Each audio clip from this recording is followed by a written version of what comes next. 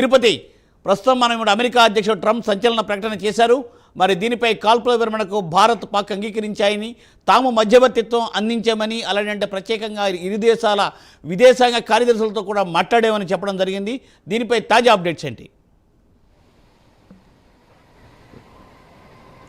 మూర్తి, operation సింధూర్తో Pakistan ఇప్పటికే కకావికలమవుతుంది. పాకిస్తాన్ అంతా కూడా వణికిపోతున్నటువంటి పరిస్థితి కనబడుతుంది. గత కొద్ది రోజులుగా ఆపరేషన్ సింధూర్తో పాకిస్తాన్పై భారత సైన్యం దాడి చేసినటువంటి పరిస్థితి కనబడుతుంది. ప్రతీకార సంబంధించిన ఎప్పుడైతే జమ్మూ కాశ్మీర్ పర్యాటకుల దగ్గర అక్కడ ఉగ్రవాదులు వచ్చి దాడి చేశారో అప్పటి నుంచి కూడా కేంద్ర ప్రభుత్వం చాలా సీరియస్గా తీసుకుని తర్వాత మొన్న డ్రోన్లకు సంబంధించినటువంటి దాడులకు సంబంధించుకోవచ్చు ఆ అంశాలపై కూడా కేంద్ర ప్రభుత్వం ఎప్పటికప్పుడు ఉన్నతాధికారులతో త్రివేద దళాలకు సంబంధించి మాట్లాడుతూ కూడా పాకిస్తాన్పై చర్యలు తీసుకున్నటువంటి పరిస్థితి కనబడుతుంది. కానీ లేటెస్ట్ అప్డేట్గా గమనిస్తే కొద్దిసేపు క్రితమే డొనాల్డ్ ట్రంప్ ఒక ట్వీట్ చేశారు. ఆ ట్వీట్ ఇప్పుడు పాకిస్తాన్లో భారతదేశంలో చాలా చర్చాంశ పరిస్థితి కనబడుతుంది. ఎందుకంటే ఇండియా పాకిస్తాన్ యుద్ధం ముగిసినట్లే ఇండియా పాక్కు కాల్పుల విరమణకు అంగీకరించేందుకు కూడా ఆయన ట్వీట్ చేసినటువంటి పరిస్థితి ఒకసారి ఆ ట్వీట్ను మీకు చూపించేటువంటి ఆ ప్రయత్నం చేస్తాను, మీకు చూపించి చెబుతాను.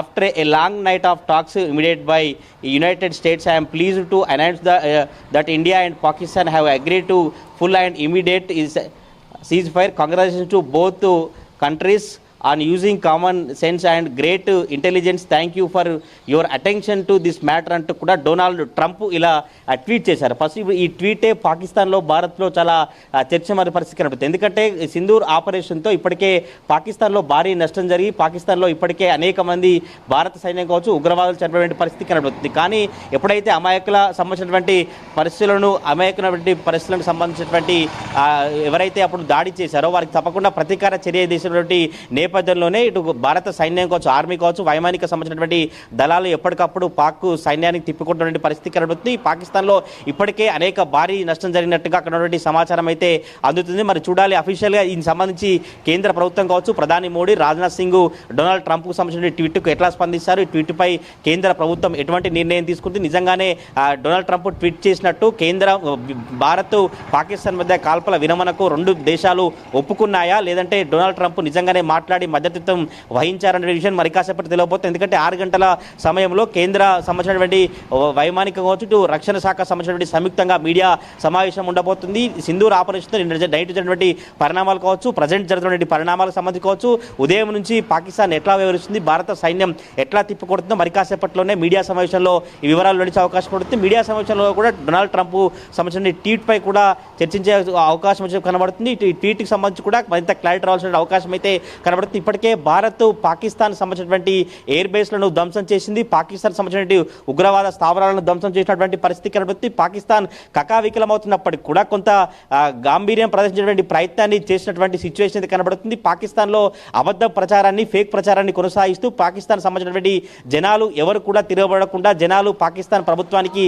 వ్యతిరేకం కాకుండా భారత్పై మేమే గెలిచాం, భారత్ సంబంధించినటువంటి దాడులను, భారత్ సంబంధించినటువంటి డ్రోన్లను తిప్పికొడుతున్నామని పాకిస్తాన్ ఒక ఫేక్ ప్రచారాన్ని కొనసాగించినప్పటికీ కూడా తప్పకుండా ఫేక్ ప్రచారాన్ని నమ్మకూడదంటూ కూడా కేంద్ర ప్రభుత్వం కావచ్చు, కేంద్ర ప్రభుత్వానికి సంబంధించినటువంటి ఉన్నతాధికారులు భారత ప్రజలకు చెప్పినటువంటి పరిస్థితి కనబడుతుంది. పాకిస్తాన్కి సంబంధించినటువంటి వారంతా కూడా ఫేక్ ప్రచారం కొనసాగించినప్పటికీ కూడా తప్పకుండా వాటిని తిప్పికొడతామని చెప్పిన పరిస్థితి కనబడుతుంది. రావాల్పిండి కావచ్చు, షేర్కోట, చాకల్వాయ్ ఎయిర్ బేస్లను భారత ప్రభుత్వం ధ్వంసం చేసింది. ఇస్లామాబాద్ దగ్గర రహీమర్ ఎయిర్ బేస్ను ధ్వంసం చేశారు. చక్లాల్ ఎయిర్ డిఫెన్స్ సిస్టమ్ను కూడా భారత్ ధ్వంసం చేసినటువంటి పరిస్థితి కనబడుతుంది. పాక్లోని 3 రాడర్ స్టేషన్లను భారత్ ధ్వంసం చేసింది. పాకిస్తాన్ HQ-9 సిస్టమ్ను భారత ఆర్మీ ధ్వంసం చేసినటువంటి పరిస్థితి కనబడుతుంది. సియాల్కోట ఉగ్రవాదుల స్థావరంపై భారత ఆర్మీ ధ్వంసం చేసినటువంటి పరిస్థితి కనబడుతుంది. పాకిస్తాన్ లాచ్ పాండ్ కూడా భారత ధ్వంసం చేసింది. ఇలా భారత్ పాకిస్తాన్ సైన్యం కావచ్చు, పాకిస్తాన్ సంబంధించినటువంటి ఉగ్రవాదుల స్థావరాలపై దాడి చేసిన నేపథ్యంలోనే పాకిస్తాన్ సంబంధించినటువంటి వారంతా కూడా కకావికలమవుతున్నటువంటి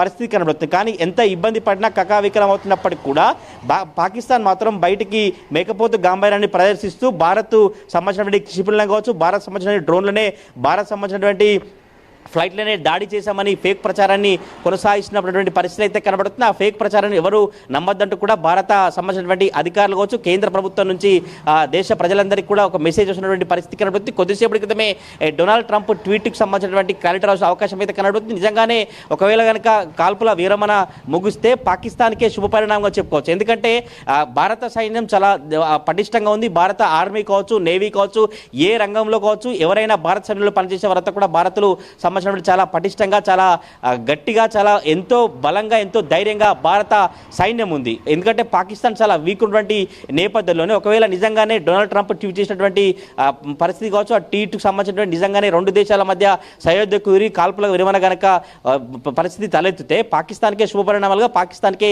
ఇంకా ఎటువంటి ఇబ్బందులు ఎత్తకుండా ఇప్పటికే ఇక కోలుకున్నటువంటి అవకాశాలు కనబడతాయి. ఎందుకంటే భారత సైన్యం సంబంధించుకోవచ్చు, భారత్ అంతా కూడా చాలా కీలకంగా వ్యవహరిస్తూ ఇప్పటికే భారతదేశ వ్యాప్తంగా ఉన్నటువంటి ఆర్మీ జవాన్లను ఇంకా బార్డర్లోకి దింపి ఇంకా పాకిస్తాన్పై గట్టి పోరాటం చేసినటువంటి పరిస్థితి కనబడుతుంది.